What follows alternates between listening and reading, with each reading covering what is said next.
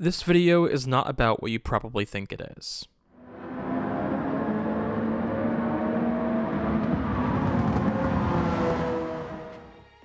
Gran Turismo 7 disappointed me more or less from the jump, and that really stung.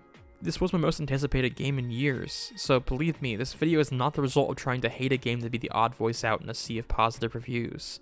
But I also wanted to wait and see if my opinion would change with time.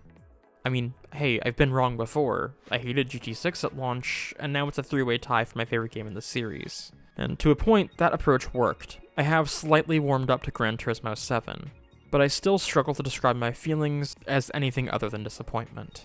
This game had so much potential to be an amazing evolution of the franchise. A marrying of the new and the old to create a world-class driving game, one that satisfies all niches within the wide scope of Gran Turismo's fanbase. This game should have combined the best online racing on consoles from GT Sport with the unmatched freedom and personality of earlier games' single-player offerings, all while taking advantage of the best hardware Polyphony Digital has ever had access to. This game could easily have been the pinnacle of the franchise. And yet, it's done none of those things. Not a single point of what I just said matches up with Gran Turismo 7's reality. It is a step backward in every category. I must give credit where it's due. GT7 is absolutely gorgeous. GT Sport was already stunning, but played on PS5, GT7 blurs the line between fiction and reality. It's not uncommon for the only tell that an image is from Gran Turismo and not some real-life promotional material or motorsports photography to be the impossible camera angles from which the photo was taken. It's even better in motion, and while a lot of that has to do with the graphical fidelity, there are a couple of other things at play. GT7's new physics have the side effect of making independent movements of different areas of a car's suspension look more believable than those in any other sim I've ever played. I also don't really have facts or figures to substantiate this, but Gran Turismo 7 feels like it runs significantly smoother than Sport did. Sport does run at 60 frames, I don't know what's different here, if anything at all, but for some reason GT7 just looks smoother and better in all regards. The footage you're seeing in this segment, and indeed most of what you're seeing in the entire video, is courtesy of this video's sponsor, Narvatec, and their new capture card, the NS120 Capture Wand.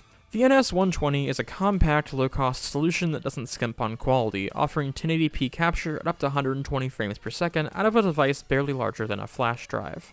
If you're on the home office grind or looking to use a big boy camera in your streaming setup, the NS120 can also do 4K 30 capture from your DSLR or mirrorless equivalent, making it the only capture card on the market to support both 4K 30 and 1080 120 frames per second capture. No bullshit, this is my new primary capture device. The NS120 fits perfectly into my new living room capture station, and believe me, that is a high bar. I've put this capture card through its paces, capturing everything from a Sega Saturn to PS5, and I have zero complaints. The NS120 comes in at less than half the cost of the other two capture cards in my arsenal, and it absolutely wipes the floor with them in terms of ease of use and overall user experience. There's no complex setup or bloated proprietary software, it's literally all just plug and play. It grabs sync faster and has less delay than any of my previous capture devices, and it's also literally just this little USB stick. The small size makes it perfect for game capture when traveling or attending gaming events, while the lightning-quick instant preview is ideal for streaming your game to friends over Discord when you're back home. The NS120 is now my go-to capture device, and an easy recommendation as far as I'm concerned.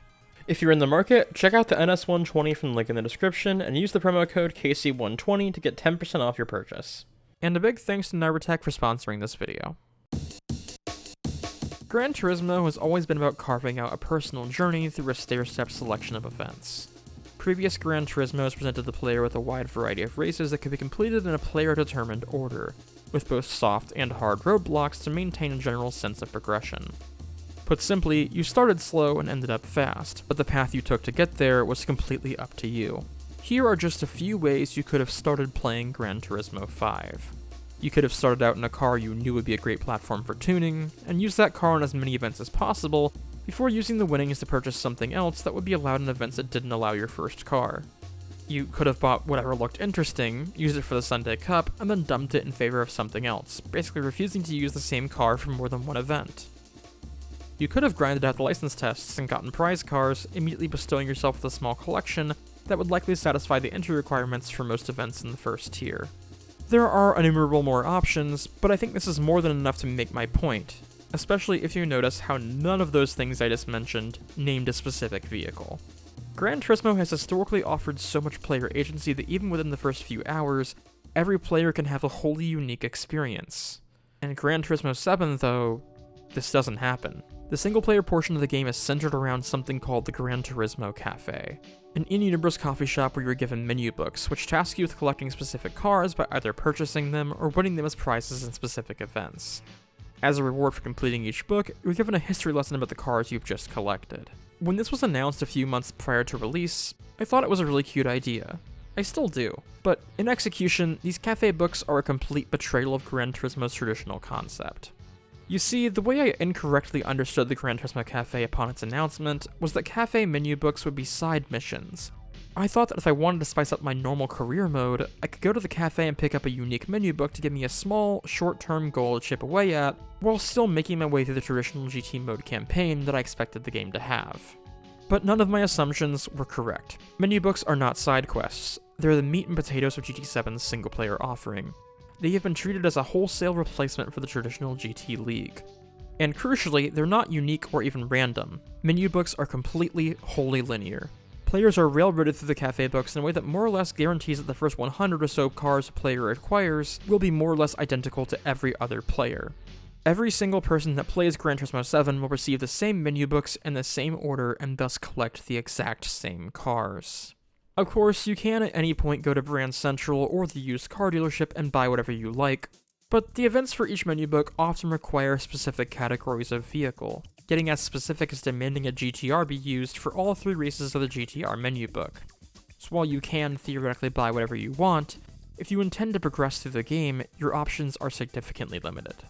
The used car dealership, which I was incredibly excited to see return, does guarantee you'll never get stuck for lack of an eligible car, but only because at least one of the vehicles from your current menu book will be available there at all times, meaning you can basically purchase your way through 1/3 of every step of the campaign. The used car dealership has a myriad more problems, which I'll get into in a minute, but suffice it to say that it has the same problem as Brand Central. Even if you do buy other cars from this dealership, you can't use them to progress through the game as you would in previous entries. On that note alone, the menu book-based progression system found in Gran Turismo 7 is worse than what it's replacing. Full stop. There is no benefit of this system strong enough to make up for such a severe stripping of player agency. In truth, Gran Turismo Cafe plays more like an overgrown tutorial than a fleshed-out mode. And I struggle to understand why Polyphony decided that this was the core around which Gran Turismo 7 would orbit. The most obvious answer is accessibility, not in the accommodating disability sense, but in the appealing to the masses sense. But that argument doesn't hold water when 5 out of 6 mainline entries in the franchise have been in the top 3 best-selling games on every single PlayStation they've appeared on. But even ignoring sales, I don't think the series needed to be more accessible. I've always described Gran Turismo as the most accessible simulator on the market, and that remains true with GT7.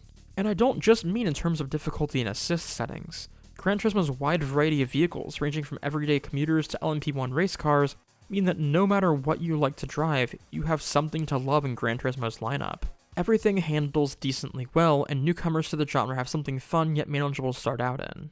If you treat this game like Automobilista 2 or Project Cars 2, that is, you primarily play custom races or private multiplayer lobbies, then Gran Turismo 7 is still a world-class accessible simulator. Or at least that would be possible in a perfect world, but as it stands, playing Gran Turismo 7 as a sandbox simulator isn't really even an option. Not until you've completed the single-player campaign, or at least a significant portion of it. Core features of the game are locked behind menu book progression, and the vast majority of the game's tracks are drip-fed to the player throughout the duration of the cafe mode. And I don't mean things are a bit gated off until you get up to speed. That's normal. I mean the average player will unlock the legendary 24 hours of Le Mans circuit until over 20 hours into the game, after completing the second to last menu book. There's no sugarcoating this. The menu book concept is a complete utter failure in game design. Polyphony have managed to make a 22-hour tutorial, almost completely stripping away player agency and expression. It's a tutorial that concludes not by releasing the player into the game's sandbox, nearly uninhibited and free to explore, but by rolling the credits and dumping them back into the game, feeling as if their decisions were made for them before they even purchased it. And in truth, there's not much in the way of meaningful progress to be made past this point. While GT7 has some events left to do outside of the cafe books, they're certainly far from the focus of its career mode. After completing the last menu book, it instead leans obnoxiously hard into the car collection mechanic, which, while certainly core to previous Gran Turismo games, doesn't quite work the same as it used to. And I suppose that now is as good a time as any to explain my gripes with the used car dealership. Previous iteration of the used dealership would update after every race, giving players incentive to actually play the game so they could discover more treasures with which to continue enjoying the game. It's a pretty basic positive feedback loop.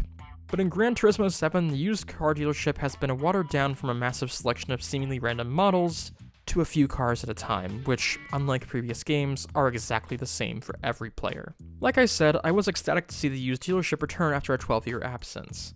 But when the selection updates only once a day, is universal to every player, and creates artificial scarcity to pressure players into grinding to afford rare cars before they're gone, it becomes undeniable that this feature was only included to hopefully lure players into returning to the game every day for fear of missing out. And if that sentence does not encapsulate the whole of Gran Turismo 7's design, I don't know what does.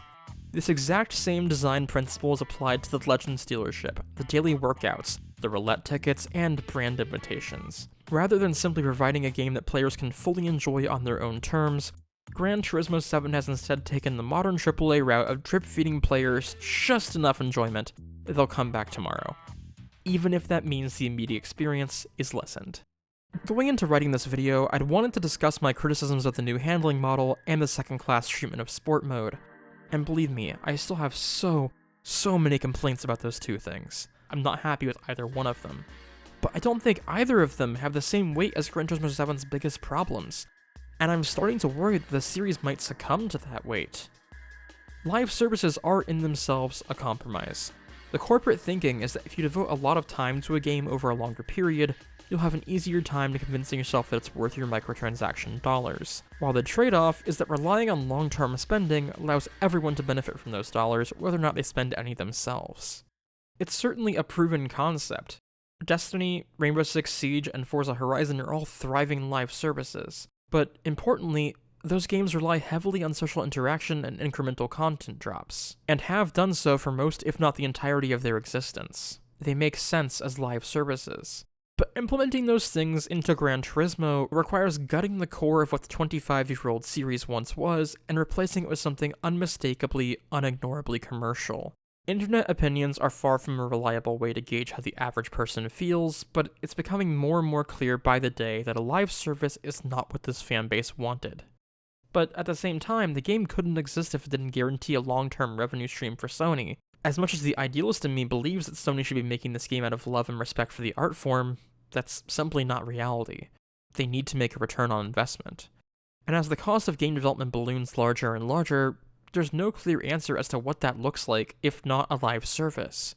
How can the soul of such an open-ended game live on, while also guaranteeing long-term financial success?